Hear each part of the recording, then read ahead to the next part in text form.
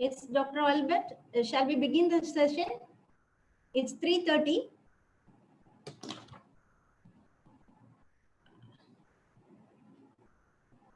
Please unmute.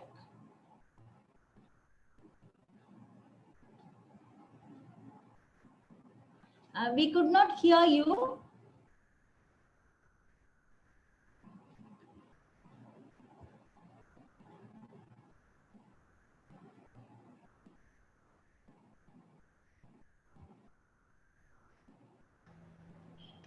Yes. It's okay? Oh, yeah. Shall we begin the session?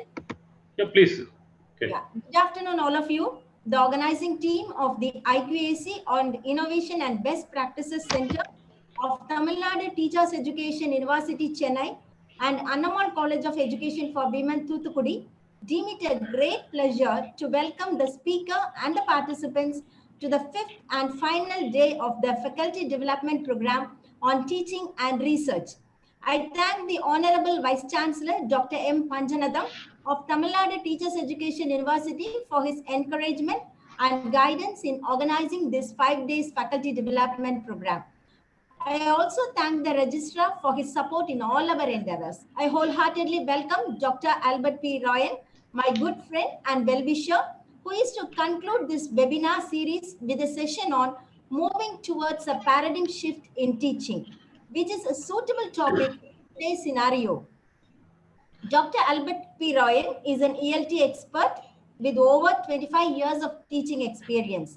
He has taught English for specific purposes and English for academic purposes courses in India and abroad. Dr. P. Ryan is a regular conference presenter and resource person for ELT training programs. He has conducted several ELT workshops and has trained more teachers in the southern states of India. He has also delivered keynote addresses in UGC-sponsored national conferences and workshops and presented papers in international and national seminars. He is a regular presenter in all the international conferences of English Language Teachers Association of India. He is a columnist and is contributing to the weekly column English Blues to Education Express, a higher education supplement with the New Indian Express since May 2006. He has contributed over 500 columns. The New Indian Express has published the book English Blues in 2 volumes. His articles on English language teaching and education have appeared in The Hindu. He was the editor of the British Council's English Language Teaching Contact Scheme, LTEX, India and Sri Lanka Bulletin for over 5 years. His areas of interest include teacher training, teacher education, English course design, English for specific purposes, and English through newspapers. He is always ready to reach the unreached, and he has a thirst to teach methodologies of teaching English to rural teachers. Thank you, Dr. Albert, for joining us today to present in this FDP. I know you have a very hectic schedule, but since I asked you, you could not refuse and accept my invite, and thanks a million for helping us. I'm humbled to welcome Dr. S. Mani, Director of IQAC and Professor and Head, Department of Educational Planning and Administration of Tamil Nadu Teachers Education University. Thank you very much, sir, for collaborating with the IQAC of our college to organize this webinar. I understand that you have a very hectic schedule these days in conducting examinations, and I thank you very much for your cooperation in times of need. I thank Dr. U. Pondian, Deputy Director of IQAC, and Dr. P. Subramanian, Coordinator of the Innovation and Best Practices Center of Tamil Nadu Teachers Education University. Thank you for your moral support in organizing this webinar. Now, over to Dr. Albert P. Ryan. Thank you very much. Thank you, Dr. Joycelyn Sharmila, for the long introduction. When you asked me to send my profile, I sent you a 3-word profile. I'm an academic, columnist, and teacher educator. That's fine. Anyway, thank you very much. Today, being the 5th day and the last day of the session, we have a very interesting and meaningful topic. Moving towards a paradigm shift in teaching.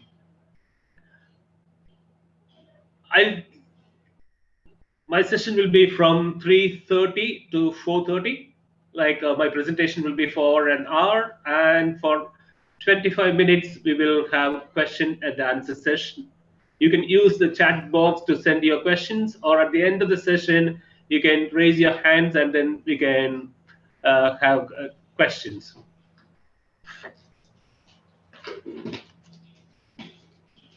Let me share the screen with you now. Yes, yes, you can share. Okay.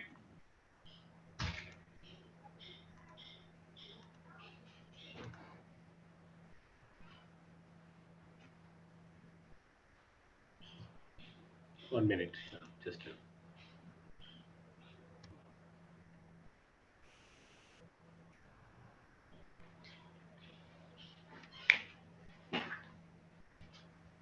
Ali, 1 minute more. Ali.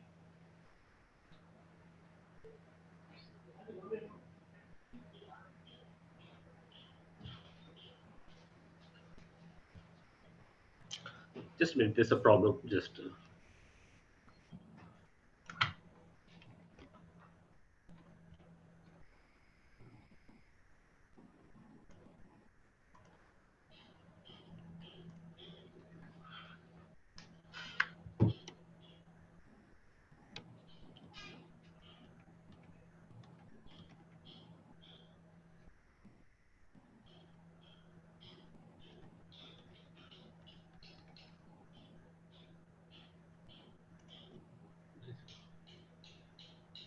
Meeting the first line then. ഈ മീറ്റിംഗിൽ ഇല്ലുണ്ടാവില്ല മീറ്റിംഗിൽ ഇല്ല മീറ്റിംഗിൽ ഇല്ല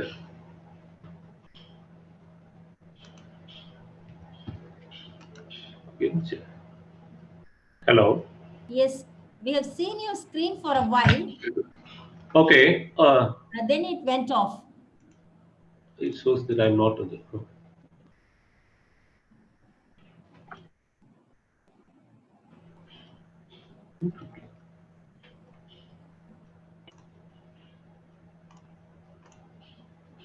Can you see the screen now, Jocelyn?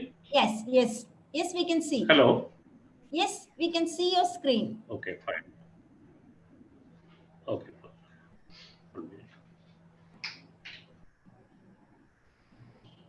Web camera. Camera.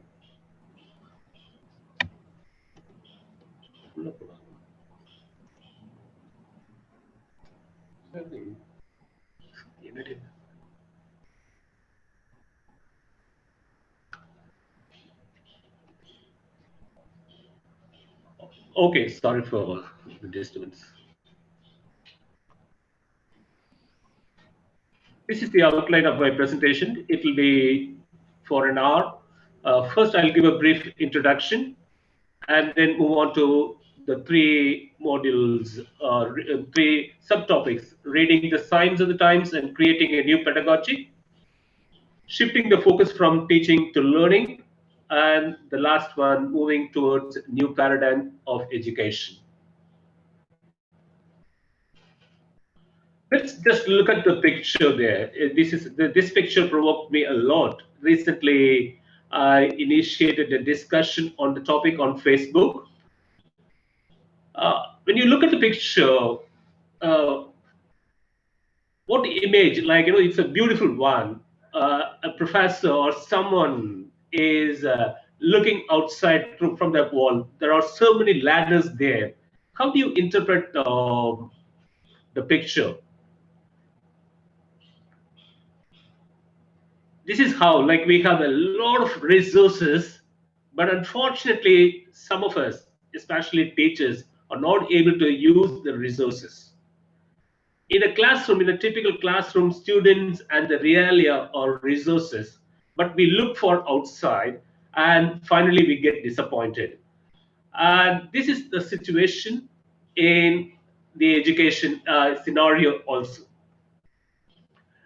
These two quotes provoke me most. This is one quote. The most dangerous phrase in the language is, "We have always done it this way, and we are not ready to change. We have done it this way, and it has really worked. Let us continue to work that way." This is what many teachers. I have conducted numerous ELT workshops, English language teaching workshops in different parts of the country. And when I interact with the teachers, I get a message like teachers say, we have done it this way and it has really worked. Is there any need for us to change? What is the need for us to change? Then the second quote that provoked me recently is this. Not recently, for about 5 years, I've been reflecting on that. I have written a few articles on learning, unlearning, and relearning. This particular quote is from Alvin Toffler, futurologist. He says the illiterate of the 21st century will not be those who cannot read and write, but those who cannot learn, unlearn, and relearn. That's very important. We always think the illiterate are people who cannot read and write. But Alvin Toffler gives a different interpretation, different definition of the word illiterate. He says people who cannot learn, who most teachers, all teachers are learners. Very good. Okay, they have learned, they have got their qualification, they have new years of experience or decades of experience as teachers, and they share their knowledge with others. Wonderful. The problem is unlearning. Unlearning is the concept like what they think. They think everything is useful, but learners and others think that their ideas are obsolete, irrelevant, not useful to the society. And good teachers are those who unlearn, and relearn is updating themselves or upskilling themselves. The whole presentation will be based on these two quotes. The previous one, the most dangerous phrase in the language is we have always done it this way, and we need to do it in a different way. We need to think differently. We need to do it differently. The second one, we need to learn, unlearn, and relearn. Teachers, otherwise teachers also will be considered illiterate. The terms paradigm and paradigm shift need to be explained. Everyone has a paradigm. A paradigm is a standard or perspective or set of ideas. It is a way of looking at something, a uh, way of thinking, or looking at something in a different. Okay, when we say paradigm shift, we look at something differently. We think differently. When we change paradigms, we are changing how we think about something. It's always a set of unwritten rules that directs actions. How a particular subject, how a particular topic should be taught. We have certain unwritten rules. We ourselves at times may not know these unwritten rules. And these unwritten rules direct our actions. This is what we call paradigms. Everyone has a paradigm. Every educational institution has paradigms. And the paradigm shift occurs when one paradigm loses its influence and another takes over. That's very important. Why is it important to undergo a paradigm shift in teaching? Why is it important for teachers to undergo a paradigm shift? We will say that. The first one, the reading the signs of the times and creating a new pedagogy. I always say in-service training is more important than pre-service training.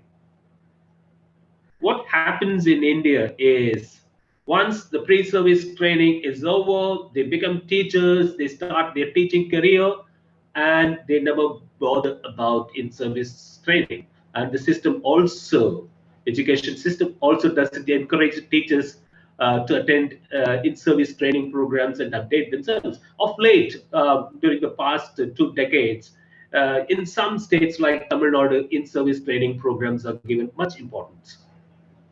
Okay, the reading the signs of the times and creating a new pedagogy. What I mean is A lot of changes are taking place in our society. Even now, 2020, many say it's an unlucky year for them, for everyone, because of the coronavirus. Teachers born, educated, and trained in the 20th century deal with students born in the 21st century. Is it a blessing or curse? We need to reflect on this question.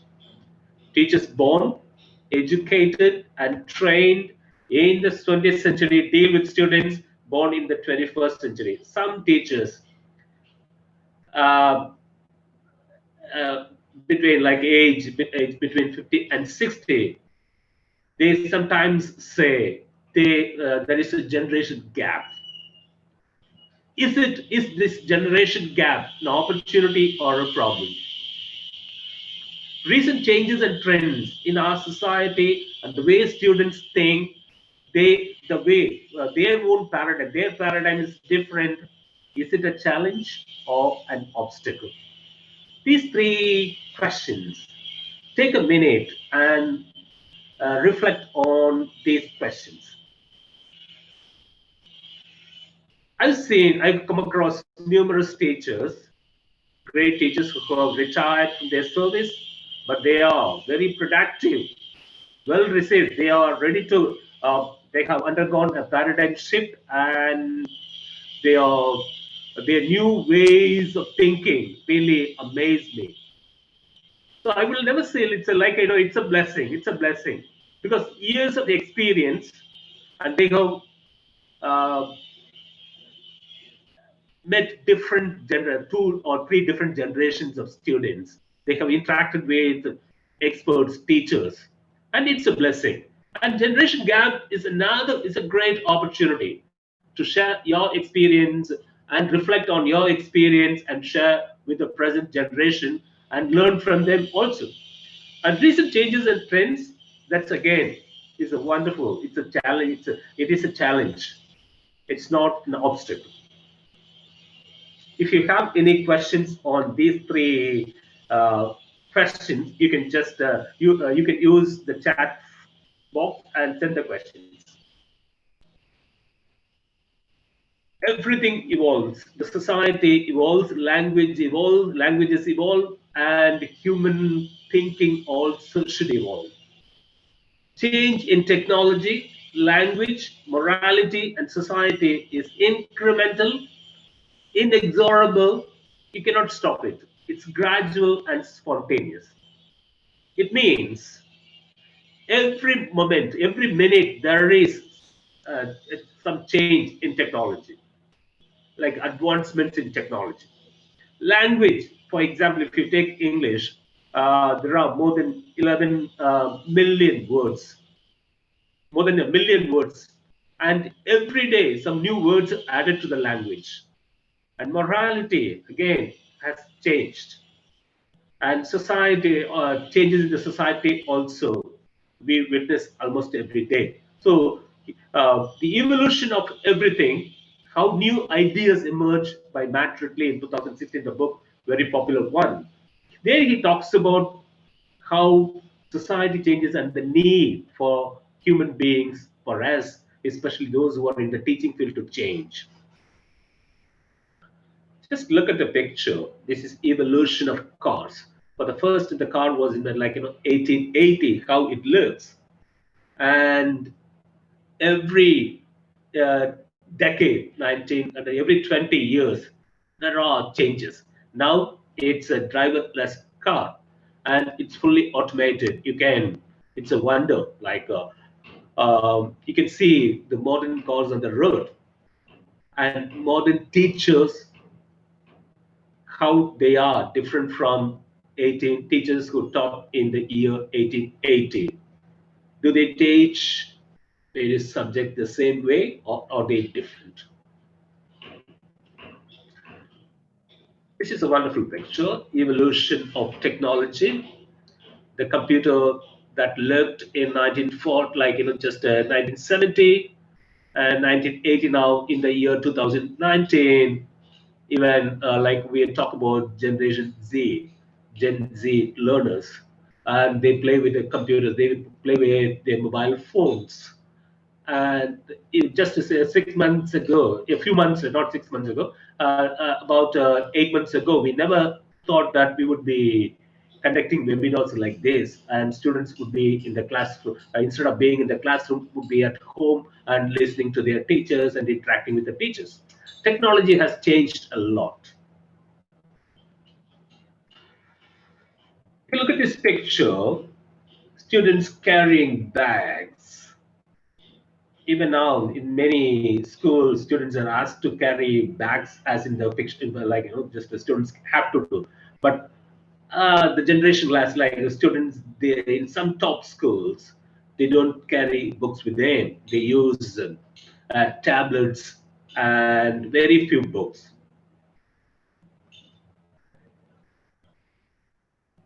This one, the evolution of reading. Now they read on their mobile phone, they on their computer, tablets, they read. Having seen all these pictures, now we move on to evolution of education, old versus new. In the 21st century, we talk about outcome-based learning. Even outcome-based learning is being questioned now. Earlier, it was time-based. You spend 2 years or 4 years, you complete your degree, you get your degree, fine. That is your certificate, like a degree speaks. But now it is outcome-based. Earlier, it was textbook-driven. Now it's all research-driven. Passive learning was encouraged in the 20th century. Students couldn't question the teacher, and teacher thought that he or she is the source of knowledge, and he has to disseminate knowledge, and students mere sponges. Now, active learning, we insist on that. Emphasis is on active learning. Students are also co-creators of knowledge.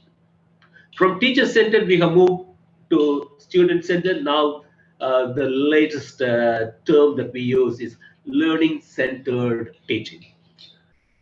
Fragmented curriculum, now everything is integrated. There is a connection between one and the, like, synthesizing it. Now, instead of using printed assessment, we have multiple forms of assessment, and we use digital technology.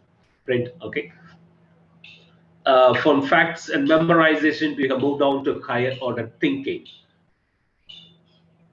But evolution of education, it is not very, the 21st century changes are not reflected in many educational institutions. It is because some teachers even think the old system is good, that is perfect.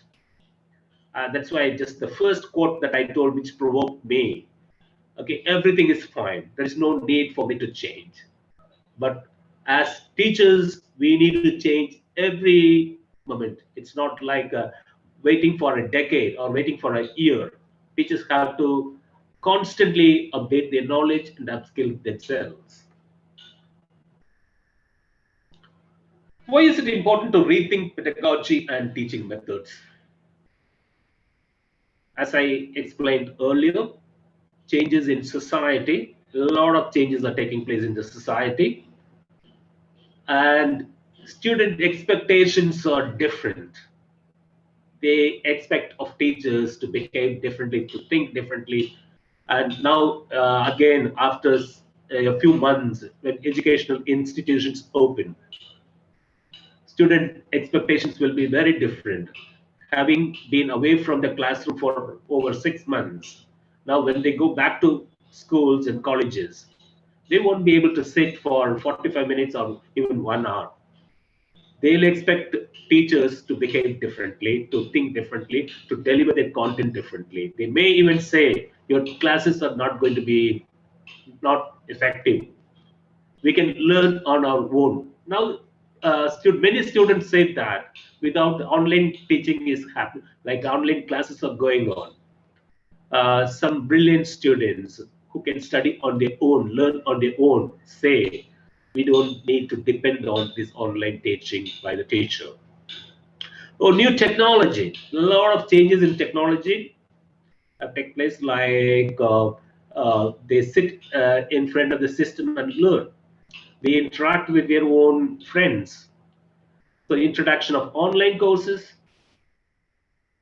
mix of online and on-campus programs in universities, new world of work, the work environment, everything has changed. So there is a need for us to rethink pedagogy and our teaching methods and the way we deliver the content.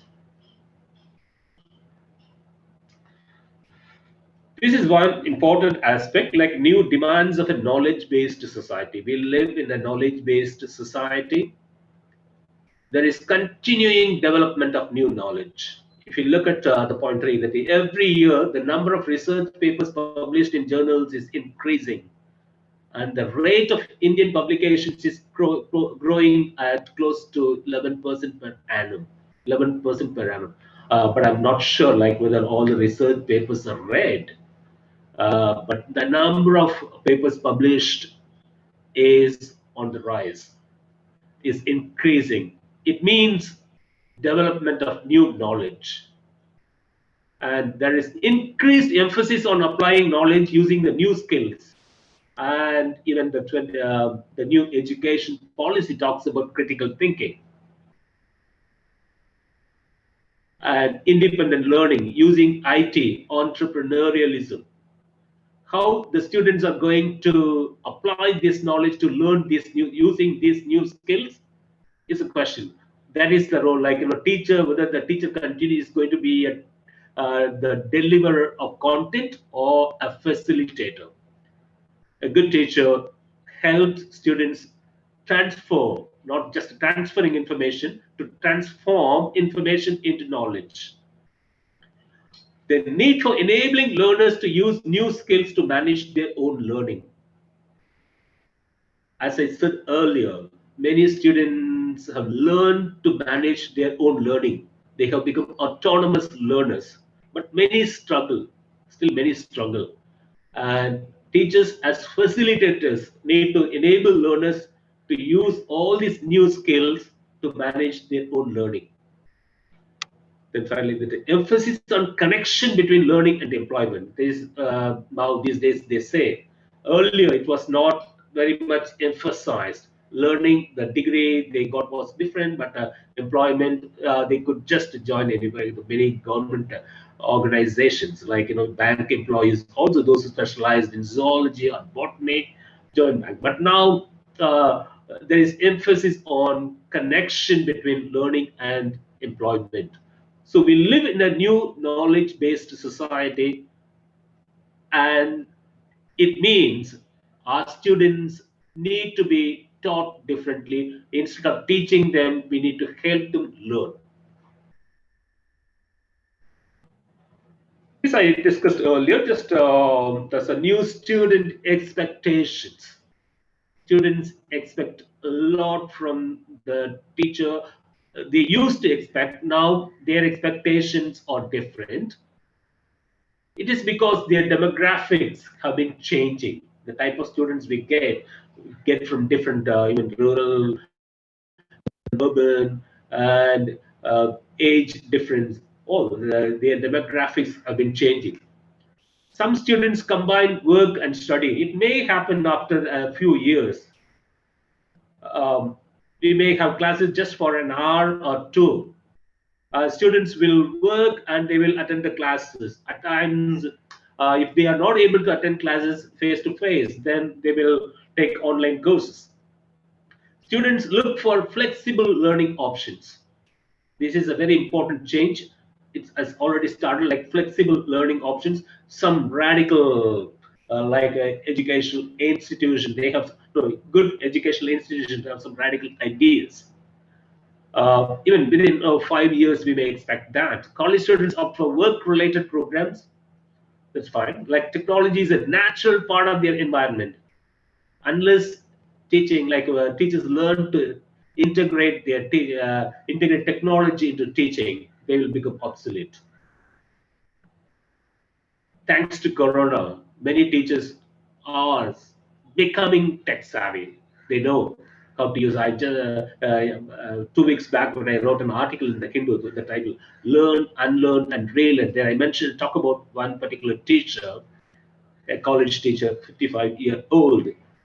She wasn't very comfortable using her own smartphone. She had a very ordinary phone. She was forced to take online classes, and she was helped by one of her students, and she has conducted more than 200 online sessions now, and she takes part in the webinar, and she says, thanks to the corona-19, I have become tech savvy, and had I known this technology earlier, I would have become a better teacher. Many of us might say that.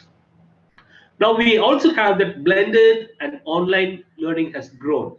Many students take online courses in some universities, in Western countries. They offer blended online learning programs. And flipped classroom approach to learning is picking up. Flipped classroom. Flipped classroom, it's a different concept altogether. Teachers video record their teaching and give it to the students. It's available online. They watch and they come to class only for discussion. It is not the teacher. The teacher is not going to teach. Even in the flipped classroom, a topic is given. Students learn on their own because they can watch any video available on the YouTube. They can take part in discussion with peers in different parts of the country, and they come to the class only for certain project work or discussion. That's a flipped classroom approach. And within a few years in India, most educational institutions will have that approach. I don't know whether it's going to take place. It is possible. The advancements in technologies. We have new technologies, and because of social media and mobile devices, these devices and social media empower students, empower them, and they learn on their own. And they feel that teachers' help is not needed any longer. But teachers need to be there as facilitators, as supervisors, as guides. So developments in artificial intelligence for teaching and learning, it further emphasizes the importance of technology integrated learning or technology enabled learning. And most teachers are not comfortable with technology integrated learning, and they have to learn how to do it, otherwise they will become obsolete. The main reason for changing our pedagogy is this, because the nature of work has changed. The way, like just the way I shared this news with someone 2 days ago. Like in most cities and even villages, most villages and semi-urban areas, people used to sleep at 9 o'clock. All the lights were off. But now, anyhow, even in villages, you find the whole night, like the people work, because the nature of work has changed. We have night shift, day shift, and work from home. A need for skills development and learning on the job. Whenever they feel like learning something new, they learn on the job, and they can develop their skills based on needs. Competency-based learning. Competency-based learning. Constantly learning becomes a driver for anyone, anytime, anywhere. Okay. Since we have another 25 minutes, I just skipped a few slides. So these are the 7 key elements that contribute to the development of new pedagogy. As I have explained earlier, the blended or hybrid learning is picking up. Blended learning. Students may spend just an hour or 2 in the classroom and may spend remaining 6 or 8 hours at home and learn. Or even like after COVID-19, when they go back to their colleges or schools, they may demand this blended learning and collaborative approaches to the construction of knowledge. Teacher is no longer the source of knowledge. It is just like the analogy. You open the tap and the water flows and knowledge flows, and students are mere sponges in old thinking, like in the classroom. Students are treated like sponges, and teachers are the source of knowledge. Now, it is collaborative approaches. Students create knowledge. We are co-creators of knowledge. Different activities they have in the classroom help them co-create knowledge. Use of multimedia and open educational resources, plenty of like YouTube videos, MOOC courses, and many other uh, uh, even video conferencing tools that will help them learn better. It's because of this they have increased control over their and their choice and independent. They become independent.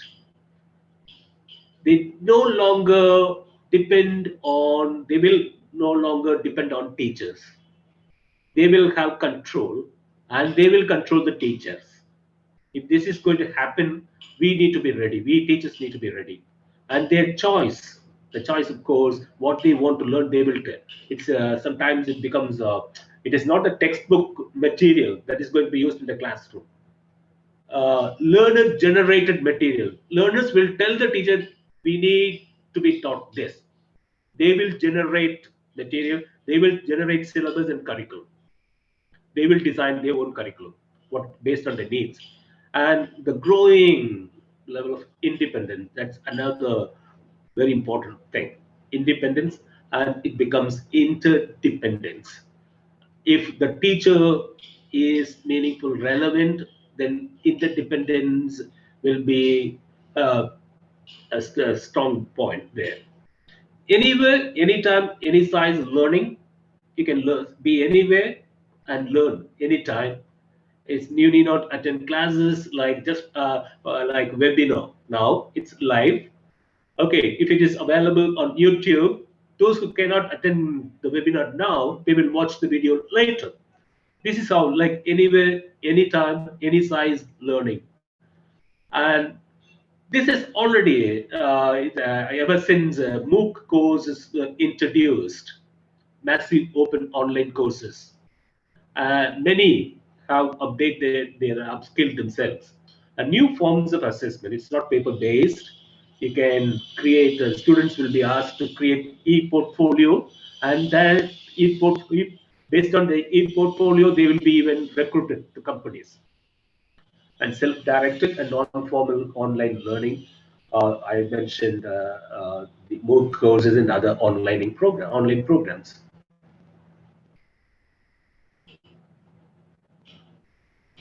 Please have a look at it. This is my second point. I'm just they're shifting the focus from teaching to learning. We always say a good teacher, good teaching is fine, wonderful, because we think teaching, we always equate teaching with learning. Teaching is different, learning is different. Dr. N.S. Prabhu, who a well-known ELT specialist, he says, like, no, you can control your teaching, but you cannot control the learning of the learners. That is not possible. How learners learn, it is not in your hands. You cannot do that. You cannot control their learning. So what I say is, like, teachers are obsessed with teaching, but learners are not obsessed with learning.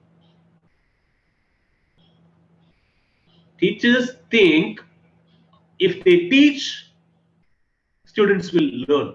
It's not going to happen. It doesn't happen. It is because teachers equate teaching with learning. Teaching may take place, but learning may not take place. Very few teachers check whether learning has really taken place. If teachers become aware of this, they will try to shift their focus from teaching to learning.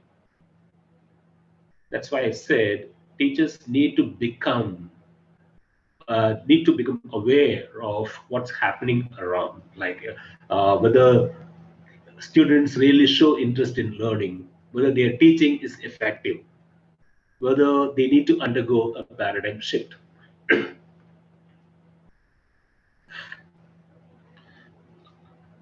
Finland education system is very much talked about. A number of articles are available on the internet. And even from Tamil Nadu, ministers went there to visit some educational institutions in Finland, and the Delhi government sent the education minister and many teachers to Finland. Uh, how is our system, our Finnish education system, different from our system?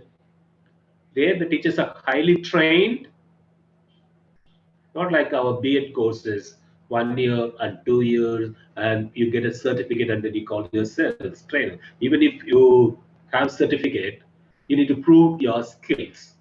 Teachers need to prove their skills. Teachers highly trained, and that is one reason teaching is an attractive profession. In India too, teaching is an attractive profession because government teachers are paid well. The remuneration package is very attractive, so teaching is attractive. In Finland, that's not the reason. The teachers are paid well, and it's a very competitive environment there. Annual instruction time is low. The number of hours spent by students in the classroom is not, but the teachers have to work hard. They need to go through students' assignments, mark them properly, and they have to prepare well for the classes. They need to get feedback from the students. So annual instruction time is low there. Focus on learning rather than testing. Here, what happens in India, most educational institutions, the focus is on testing. Almost every day we talk about testing and evaluation. How many tests students have to write? Even in engineering college, every week, students have to write exams, write tests. And we prepare students for exams and tests and not for life. And as a result, learning doesn't take place. Once they complete their plus two, students prepare for NEET, joint entrance exam, JEE, and other engineering entrance exams. If they don't get a medical seat, they forget about whatever they have learned. And if they don't get an engineering seat in a good institution, then they opt for something else. They forget learning and focus on. So, but the non-select compulsory education starts at 7. I'm not going to discuss that. And evolution, central steering, education a priority. Okay, let's move on to the next slide.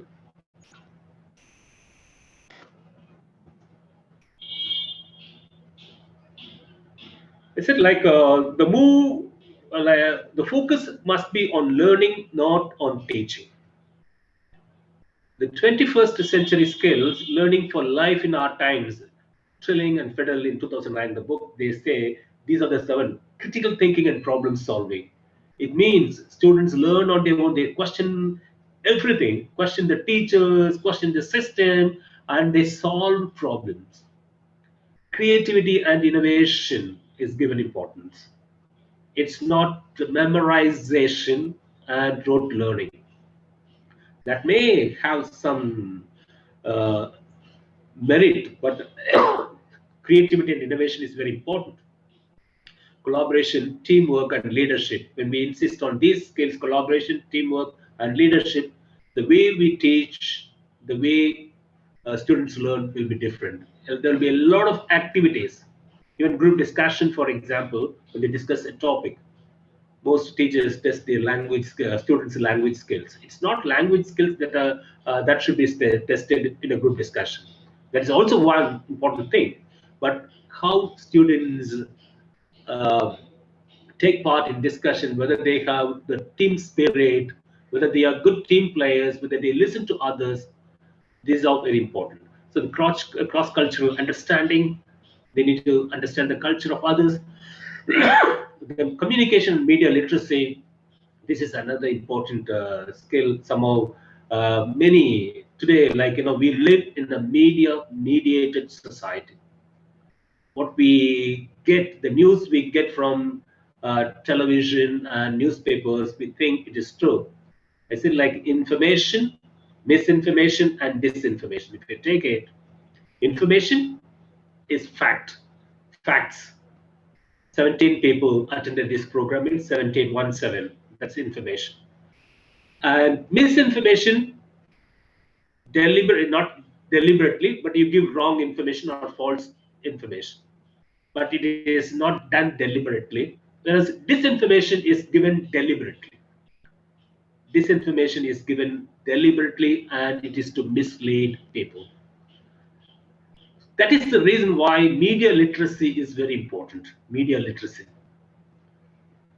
How many educational institutions help students learn media literacy? They are literate, they write, read, fine, but media literacy is zero among students in many educational institutions. Then computer and ICT literacy, now the technology helps them learn new things. And then career and learning self-reliance. They should be reliant, self-reliant. They shouldn't depend on someone else. They need to be job creators and not job seekers. Let's move on to the third one because we have another 10 minutes. Paradigms, 10 to 15 minutes. I'll take 15 minutes. I have already defined the terms paradigms. It was Thomas Kuhn, used the term in 1962 for the first time. He said scientific paradigms are accepted examples of actual scientific practice that include laws, theory, application, and instrumentation that provide models from which particular coherent tradition of scientific research springs. He talked about scientific paradigms. All scientific paradigms, we have theories, we have laws, certain laws. This is scientific paradigm. The moment someone questions it and starts doubting it, they have a new paradigm. You can say a lot of a number of examples can be given. Now we say the Earth is round. Earlier it was thought differently. Okay, so the need to question the paradigm.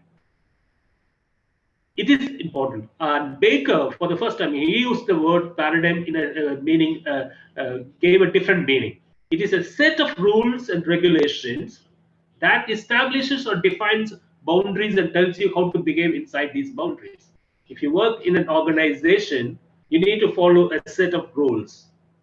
They may say you shouldn't post anything on social media, you should treat students like this, you should conduct classes like this. They tell you what you should do, how you should think. And you cannot go beyond that boundary. You have to be within the boundary, and everything is programmed. And many teachers have been programmed. Teachers working in particular institutions, they have been programmed. They think they're not allowed to think differently. They cannot have their own paradigm. It is the institution paradigm they need to follow. Sometimes it is unwritten rules. So Baker says it very clearly. It is a set of rules and regulations that establishes or defines boundaries. So teachers are not allowed to think on their own at times. That's why they are not allowed to be independent. How can they create independent? How can they promote independent thinking among learners? The new education policy talks about critical thinking. How many teachers have read the new education policy? I posted that question on my Facebook. Many teachers haven't gone through the document. They are not able, they can't comment on new education policy. What they read in newspapers is misinformation and disinformation. Not everything is information. Teachers, I interviewed some teachers and asked them this question. Have you gone through the new education policy? They said no. And some teachers said they have gone through why don't you comment on that? They said we are not allowed to do that. So teachers cannot apply critical thinking. How can they promote critical thinking among learners? This is a very fundamental question. And some teachers who have written about, criticized the new education policy have been sacked by some educational institutions. That also I know the stories. So paradigm is a set of rules and regulations that establishes or defines boundaries. Are we independent? What is our paradigm? Are we ready to undergo a paradigm shift? For example, the ELT, I just in today's newspaper in the Indian Express, my article appears. This is the thing. In English language teaching, we have these are the paradigm. This is the paradigm shift. Communicative competence is more important than mere grammatical competence. There's so much discussion going on my Facebook. So many people have contributed, expressed their views. Even Stephen Krashen has given his views on that. We are obsessed with the grammar. Most teachers teach only grammar, and they say grammatical competence is more important than communicative competence. See, obsession with grammar kills communication. This is very important. I'm talking about English language teaching. In maths, physics, chemistry, and any subject, you have paradigm shift, new way of thinking, new way of looking at things, new way of teaching. Only if you realize, Richard Feynman says, one famous the physicist, he says, if you cannot create, you cannot understand it. As teachers, we should be able to create. Only then we will be able to understand that. So now the new paradigm is grammar teaching is not necessary. It may shock some teachers. It shocks them. Let learners learn grammar on their own. This is one way of enabling learners to develop their communicative competence. I'm giving an example from English language teaching as an English language teacher. Maths, physics, chemistry, you can come with your own, you can give your own examples. What does the paradigm shift mean? The paradigm shift represents drastic, sometimes uncomfortable change. Sometimes uncomfortable change. It is not surprising, therefore, that these events can be met with resistance as organizational leaders step outside their comfort zones. We need to come out of our comfort zones. For some teachers, it may be difficult to teach in a creative way, in a different way. They always say, I'm comfortable with this. They don't want to come out of their comfort zones. When we talk about paradigm shift in education, in teaching, it may be drastic, sometimes uncomfortable change. So it will be met with resistance. It will be met with resistance by some teachers. But how are we going to convince them? How are we going to change ourselves? An important change that happens when the usual way of thinking about or doing something is replaced by a new and different way. Let's have some questions for reflection. What is my concept of education? We all talk about education. Can we define education in our own way without referring to any source, any book, any magazine, or the internet? If you can create your own definition, you can understand it better. That's what Richard Feynman says. If you can't create something, you can't understand it. What is your concept of education? What is your definition of education? The second one, how do I define an educated person? We use the term educated person. Are we talking about a person who has a master's degree or a PhD? Who is an educated person? You define it in your own way. I'm not going to answer any of these questions. I'm just raising these questions so that you can reflect on this and get a clear understanding. How is an educated person different from an uneducated person?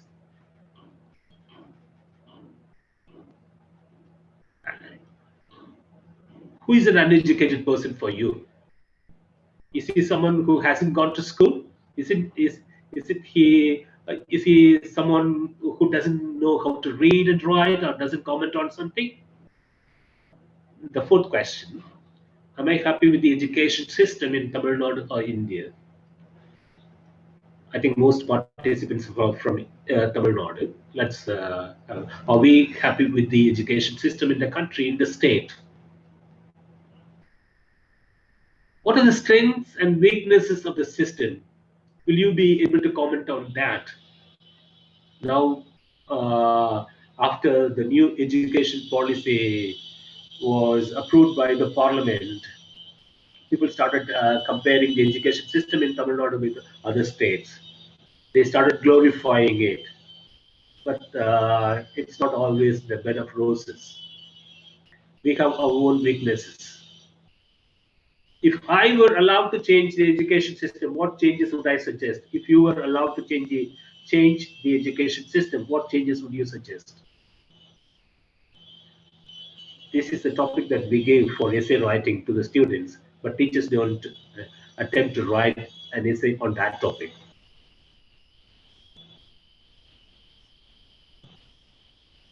Next, what is my perception of teacher? I said we need to have a move, there should be a shift from teaching to learning.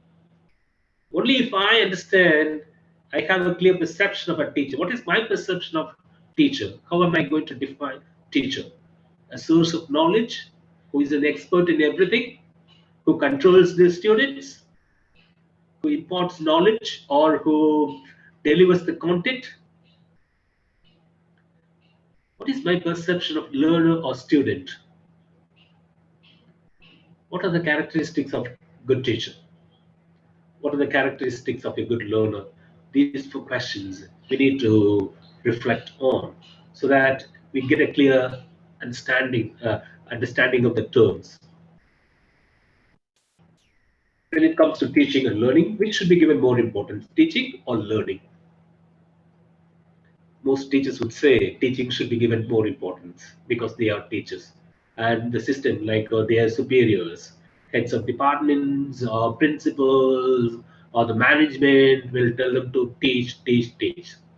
They never check whether students have learned. So which should be given more importance, teaching or learning? If you are a good facilitator, if you are a good teacher, you are a good facilitator. Learning, you help students learn. Which is more important, pre-service training or in-service training? Why? I know there are some students from B.Ed colleges also attend this program. They are going to be teachers. They are very enthusiastic. They want to teach. As I said earlier, in-service training is equally important as pre-service training. And at times, in-service training is more important than pre-service training. Whatever you have learned in B.Ed colleges, you have to unlearn and relearn new concepts. This is a beautiful definition, like, just how do we measure education? I raised the question, what is your concept of education? What is your definition of education? How do we measure education? The measure of education is the awakening of the student's capacity to actively seek and acquire knowledge on one's own. If students have capacity to seek and acquire knowledge on their own without depending, like without any help from the teacher or someone, to question and think independently, creatively, and even originally. Let's check, let's ask ourselves whether we have created students who can think independently, creatively, and even originally. New ideas. Even researchers find it difficult to come with new ideas. Research, I'm talking about PhD research scholars. They lack capacity to actively seek and acquire knowledge. They find it difficult to question and think independently.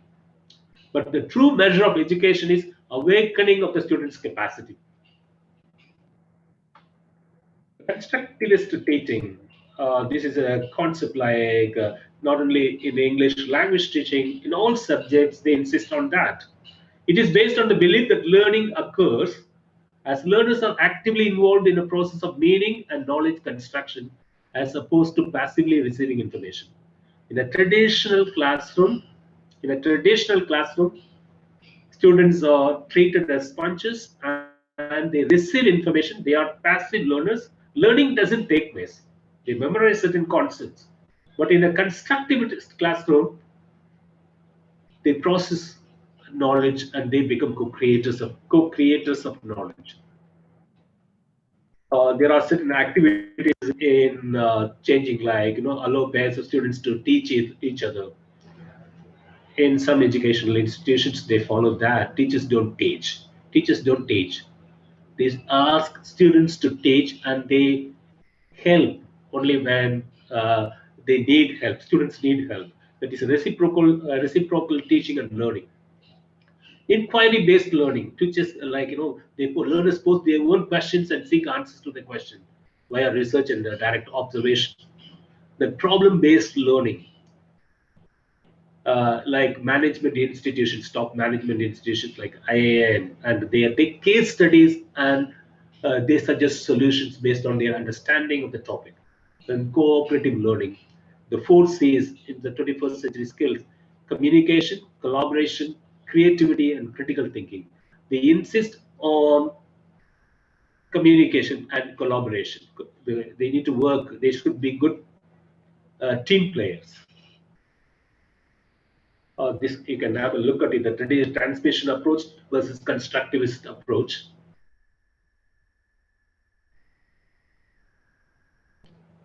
The curriculum, teacher, student, constructivist approach. You can just take a screenshot. Okay, then can move on because we don't have time for that.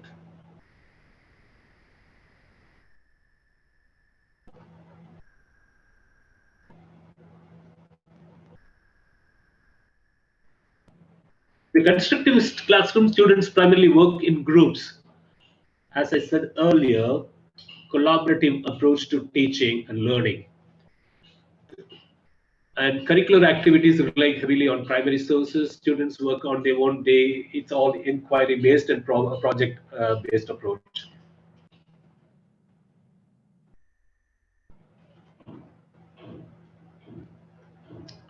Let's skip a few slides. This is the one that I said, like the paradigm shift in education. The shift to a new paradigm in education involves a change in focus, emphasis, and methodology in at least 5 dimensions. We need to help students develop their capacities. Active learning should be promoted. Life-centered knowledge. It is not knowledge in students specialize in one particular subject and have only that knowledge. Integration and individuality is given importance.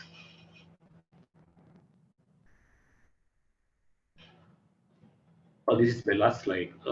This is teachers should be broad-minded and willing to undergo a paradigm shift. In the traditional classroom, teachers were considered sources of knowledge, and students were mere sponges. But in the 21st century classroom, students should be treated as co-creators of knowledge.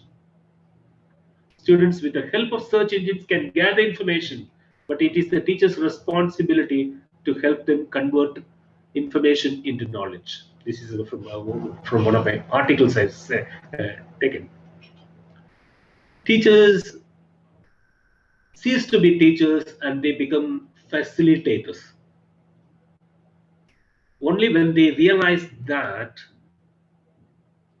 they will they will undergo a paradigm shift and will do justice to education and to the student community.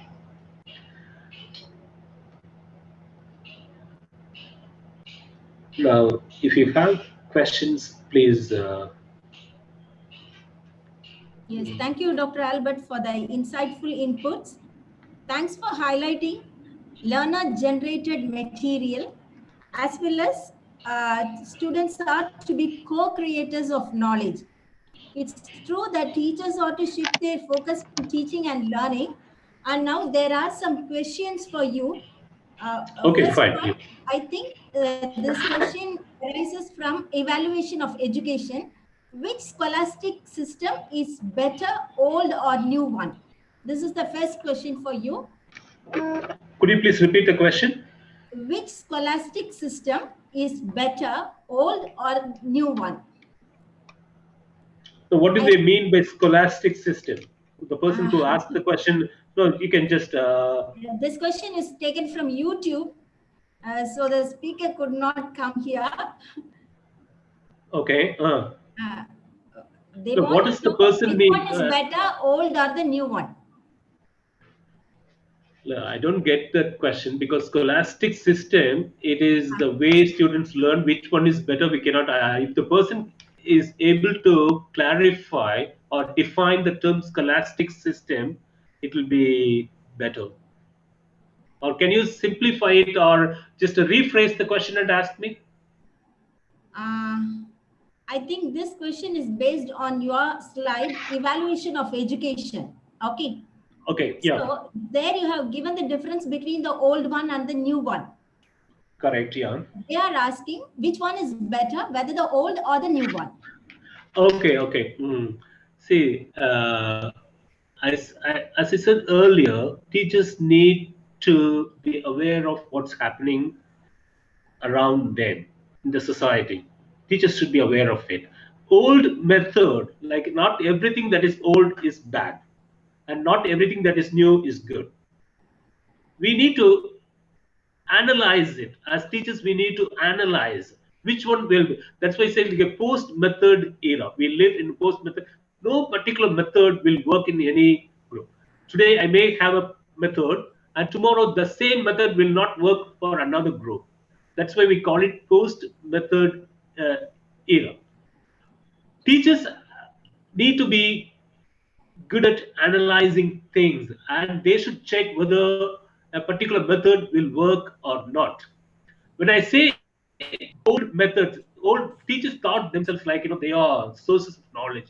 They can give everything to the students. Students do not know anything. Students should not question. Students should just listen to the teacher, and they are mere sponges. They are, then it means passive learning, and learning doesn't take place. When we talk about active learning, students become co-creators of knowledge. They are capable of doing it. Teachers may not know what's happening around them, because they are not like they don't watch TV, they don't read news. But students can gather information, but they do not know how to process the information. To help them process the information properly, teachers help is needed. Teachers cannot be like they have years of experience. With that experience, they can guide the students better. It means they need to change, be ready to change. That's what I mean. Like old class, like old methods or new methods, which is better? That question doesn't arise. Teachers should be good at analyzing and taking it. Which something I may say something is bad for me, but for another teacher it may work well. In a different setup, in a different environment, it may work. Yeah, I'm not able to hear. Just I'm not able to hear you. Yes. Can you hear me now? Yeah, now it's fine. Yes. The next question is from Dr. M. Rameshwar Singh. Which methodology is most suitable for language teaching and learning in rural educational context where regional language predominates? Again, it's about method, which method is Yeah. going to work. And now even they are talking about, I don't know whether he means bilingual method, like in language learning. Is he available? Like, can he ask question, or he sent a question? Use the chat box to type the questions. Pardon, sir? Can you please repeat the question? Which methodology is most suitable for language teaching and learning in rural educational context where regional languages predominates? Okay, we help students learn language. It's about English language teaching, English language learning. As I said earlier, the focus should be on learning and not on teaching. If it is on learning, students must be given opportunity to develop their skills. They should be allowed to speak. Let them kill the language. Let them make grammatical mistakes. Let them uh, let them make grammatical mistakes and commit errors. Teachers should be able to tolerate the mistakes. What is important here is it's not that teachers fix all the time. Teachers should help students develop their skills. It means they should expose students to the language. Let them read, let them write. Like first comes listening. then speaking, then reading and writing. All the four skills should be integrated. The focus must be on learning and not on teaching. The mistakes that we make is we teach, and we, if it's a 15-minute class, teachers speak for 45 minutes and 5 minutes for attendance. Only then the students open their mouth and then say something. That should change. Even bilingual method also is okay, fine. At times we need to give explanation in our own mother tongue so that they can understand it better. Bilingual method, earlier we said it is not going to work. We can use the language mother tongue in a judicious manner. That will work. The next question from Zenat: how to assess students' learning without conducting any examination, especially during this pandemic situation? Very good question. Let me read the next question also, because both these questions go together. This question is from Mandel: how to identify good knowledge by open book exam during this situation? It's a very good question. What skills are we going to assess? That's very important. Are we going to assess students' speaking skills, or writing skills, or listening skills, or reading skills, or any other? I have a neighbor, she narrates a story. The teacher has given the school students every day. Students have to speak for 2 to 3 minutes. It means the students' speaking skills are assessed. And another teacher follows this method. Students narrate stories and make short presentations. And based on the listening, other students have to write sentences, 2 or 3 sentences, send WhatsApp messages to the teacher. So, which skill are we going to assess? That we should know. And it's not an easy answer. Levels will be different. Are they small children, primary school children, primary students, or secondary or tertiary? Even open book exam, some of us have taken online courses, and we refer to various different. It should make us think on our own. It's not copy and paste it. Even if we copy and paste, we should be able to interpret it properly, interpret the message properly. So, which skills are we going to test? And based on that, how we phrase the questions. If it's an open book exam, students cannot simply take and then give the answer. Interpret, if I give a quote by someone, if you cannot create, you cannot understand it. If you cannot create something, you cannot understand it. Interpret this quote and write a paragraph. Then we are testing the students' logic, reasoning skills, and writing skills. This is how we can do this. Thank you. The next question, this is a very long question. Let me read it out. Can you hear me, Dr. Albert? I can, yeah. You are very clear. How we can help those students who do not want to do anything and not ready to change attitude. If you try to involve in some activity, their focus is to stop others too. They are not ready for flipped class. They all only wish first we give them all cooked food, then only they start working. Otherwise, Otherwise, they complain they are not understanding. They don't accept this approach of learner-centric. How we can change their mindset? A saddened teacher.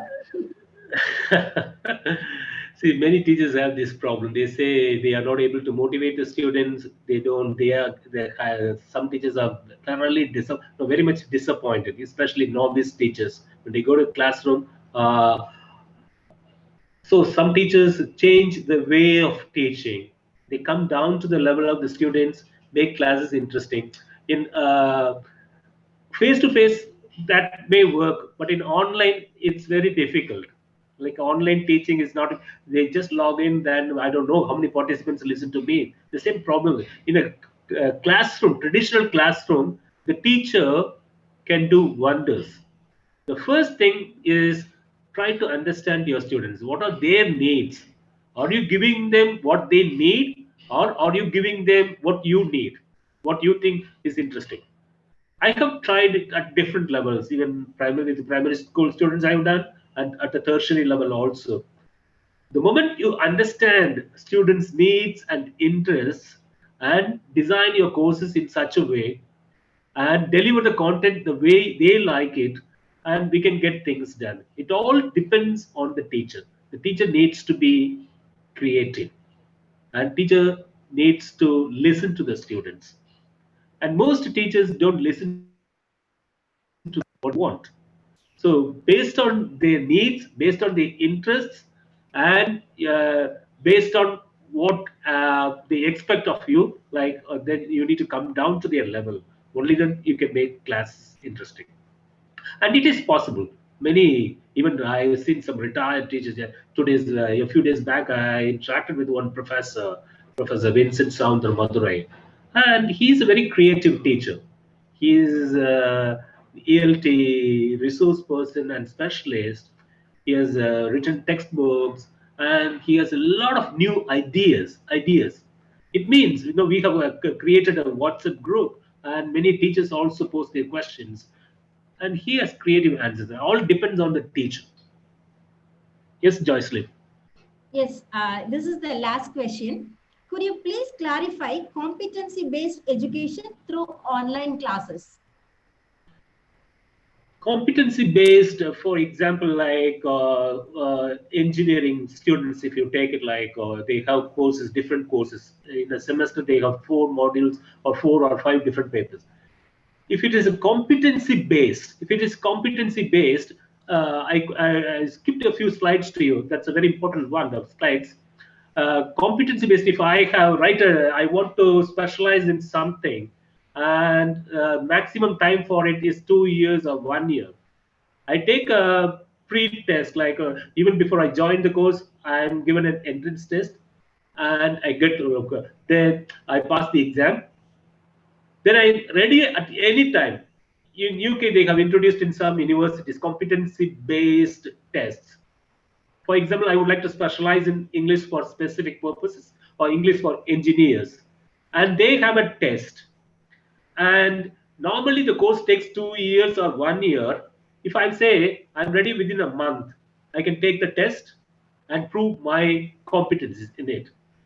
Similarly, people who prepare for TOEFL, IELTS, International English Language Testing System, and they can take tests anytime. They need not even attend courses. And recruiters look for, like, they want students with certain skills. They conduct an exam, they conduct a interview online. They ask students to take an online test. Within 1 hour they should be able to complete it. And this is what we call competency based. It's not necessary that you should have a degree or a certificate or diploma in that. It is not there. Even for teachers, it may happen. If a person proves that he is able to teach and is quite competent in the subject, that particular person can do that. Like can be recruited as a teacher. Yeah. Yeah, thank you very much, Dr. Albert, for this insightful session. And many of the participants are asking for this presentation, PPT, etc. Sure, I'll send it to you. Yeah, I'll send it to you. You can just pass it out to me. You can pass it out to them. Yes, I'll forward to the participants. Share with them. Yeah. And participants, this presentation is available in YouTube, Annamal College of Education YouTube channel. You can watch this presentation anywhere, anytime, as you feel, in front to any device. So it is available for you 24/7. Please watch. Now over to Dr. Subramanian for a formal vote of thanks. Ma'am, I need 2 minutes time, ma'am. Hello, ma'am. Pardon? I need 2 Dr. minutes Subramanian, time, please. I'm on the way to my home. I need just 2 minutes time. Oh, Please. If there is any other question, you can take it. Like, yeah, sir, there is one question. I just left that question. Can you please explain flipped classroom? Since because this is a very common question, I just left it. Flipped classroom. Normally, what happens in the classroom is this: the teacher comes to the class at 10 o'clock in the morning, says, "Today I'm going to discuss a particular topic, like active voice or passive voice or importance of communication skills," and then or you take theory of relativity, E is equal to mc squared. and he explains the topic to the students, spends about an hour, and there is no discussion, nothing. And the question, there will be a test. This is what's happening in that traditional classroom. Flipped classroom, for example, it is theory of relativity, or any grammar item, or any other topic, mathematics, like just the teacher sends gives only the topic and a few questions to the students. Students prepare the study on their own. They find materials. They can watch some videos available on the YouTube, or they take some internet, get the help of internet resources, and they prepare on their own and try to get the answers to the questions given by the teacher. Even the teacher sends his own video, her video, and students can watch. And when they come to the classroom, the teacher is not going to teach the topic. It is the students who are going to discuss the topics. Or one student may give a presentation on what he has understood, and followed by some discussion. It is going to be like teaching is, there is no teaching, only discussion. The students learn on their own, and their doubts are cleared in the classroom. And further knowledge is done. They all create knowledge. It's a co-creators of knowledge. Yes, Dr. Baby, she wants to ask a question to you. Dr. Baby Pushpa. Dr. Baby Pushpa, please unmute yourself. Yes. Okay, good evening, sir. Good evening, ma'am. Sir, I have one question. And my question is, sir, do you think that our position or our job as teacher is getting threatened with online or technology-enabled teaching? What is your take on this, sir? Technology will never replace teachers. Teachers will have to play their role not as teachers but as facilitators. Teachers are the ones who are going to design courses, who are going. That's why teachers will never be replaced. Online, that as the technology, if the teacher is outdated, like teacher is very traditional, doesn't want to change herself, then that particular teacher can be replaced by technology. A robot can teach a particular concept or particular lesson, but that particular lesson is designed by the teacher. Teachers can never be replaced by technology, but an outdated teacher who doesn't want to learn new things, who doesn't want to unlearn and relearn things, can be replaced by robots and machines. Is it okay? Have I answered your question, baby? Hello? Yes, Dr. Baby Pushpa, have you got your answer?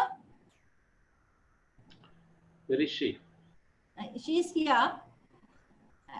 So yes, sir. Yes, sir. I am satisfied with your answer. And what I also feel is that teachers teaching in the classroom should not be exactly replaced by technology. And yes, I agree with the other part of your suggestion or answer.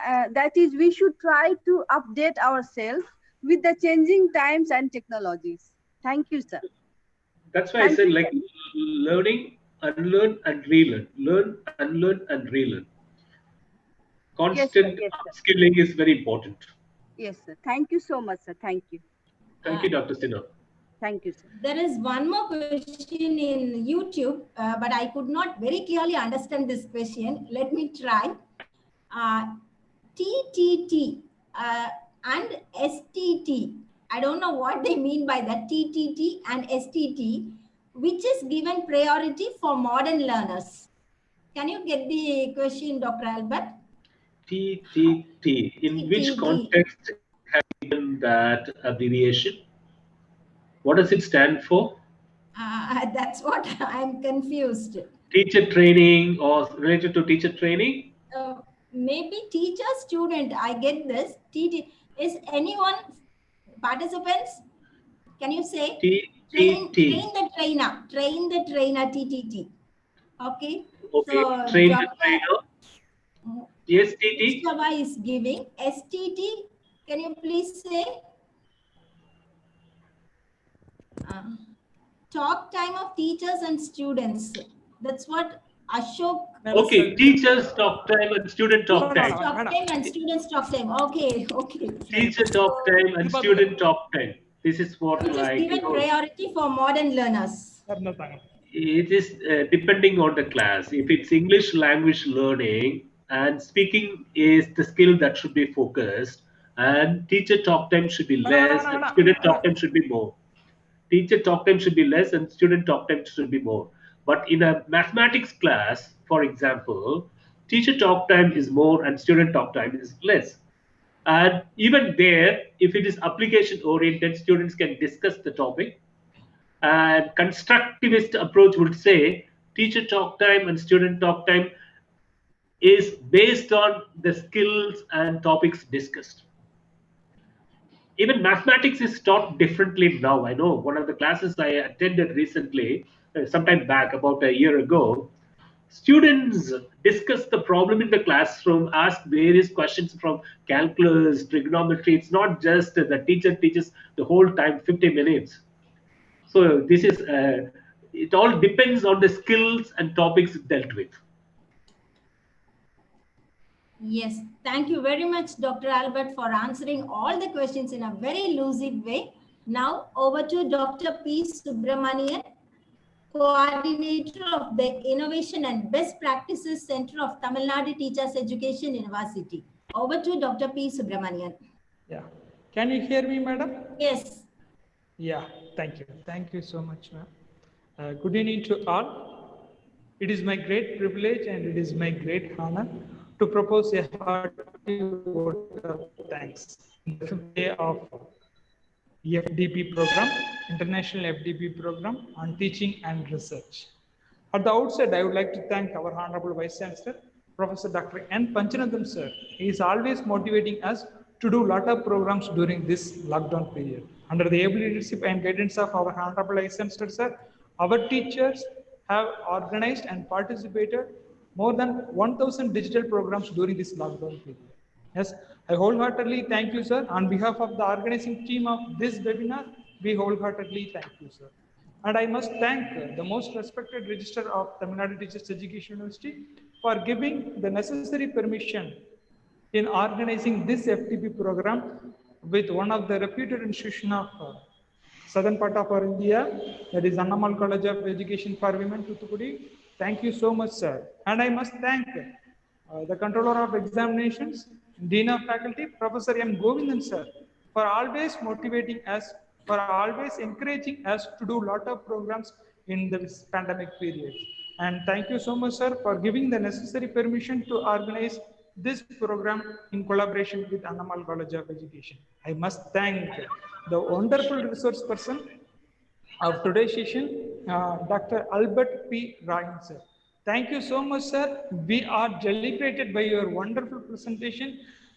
We have learned so many new things from you, sir. And I assure you, sir, all the participants have taken notes of your presentation and they will definitely reflect your ideas in the days to come. That such a wonderful presentation you have given in this webinar. Thank you so much, sir.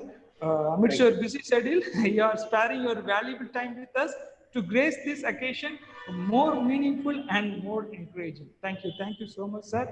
And I must thank the dynamic leader and the principal of Annamal College of Education for Women for organizing this webinar in collaboration with the IQAC of Tamil Nadu Teachers Education University and Innovation and Best Practices Center of Tamil Nadu Teachers Education University. Ma'am, you have done a very good job, ma'am. Because of you only this webinar is possible, and we are highly thankful to you, ma'am, for organizing this webinar with a lot of efforts. And I must thank you, ma'am, for organizing this webinar in collaboration with my center, Innovation and Best Practices Center, and IKSA of our Tamil Nadu Teachers Education University. And I must thank the professor and head, the IQAC Director of Tamil Nadu Teachers Education University, for taking a lot of efforts towards organization of this webinar. Thank you so much, sir, for your efforts. And I must thank all the organizing secretaries of this webinar, namely Dr. U. Pandian, Deputy Director of IQAC, Tamil Nadu Teachers Education University, and Mrs. Vinodini Sylvia, Madam, Assistant Professor, Annamal College of Education, and Mrs. Yemima, Madam, Assistant Professor, Annamal College of Education, and the Tangaselva, Madam, Assistant Professor, Annamal College of Education. Without them, this webinar is not possible. Thank you all for your tireless efforts towards successful completion of this 5 days international FDP program. And I must thank all the resource persons, starting from the day one, Chumki Biswas Madam, and Sima Pal Madam, and Baby Puspa Madam, and Ran Morain Madam, and Sir Albert P. Ryan Sir, for your wonderful deliberation. Because of these people only, this webinar is tend to be a highly successful one. Thank you all. And I must thank all the teaching and non-teaching faculties of Tamil Nadu Teachers Education University and Annamal College of Education for their wonderful support and encouragement towards organization of this webinar. And I must thank all the participants for your complete patience and for your complete cooperation throughout these 5 days. Because of you people only, this program is successful. Thank you for your wonderful listening. Thank you for your wonderful patience, and thank you for everything. Thank you all. And I must thank all the organizing committee members for organizing this webinar in a successful way. Once again, I thank one and all gathered here, and a kind information to all the participants. Those who have attended all the 5 days session definitely will be receiving a certificate within a couple of days. Once again, I thank you one and all. Thank you for the opportunity given. Thank you. Thank you, Dr. Subramanian. Thank you, Dr. Albert. We have positive comments, full of positive comments, both in YouTube as well as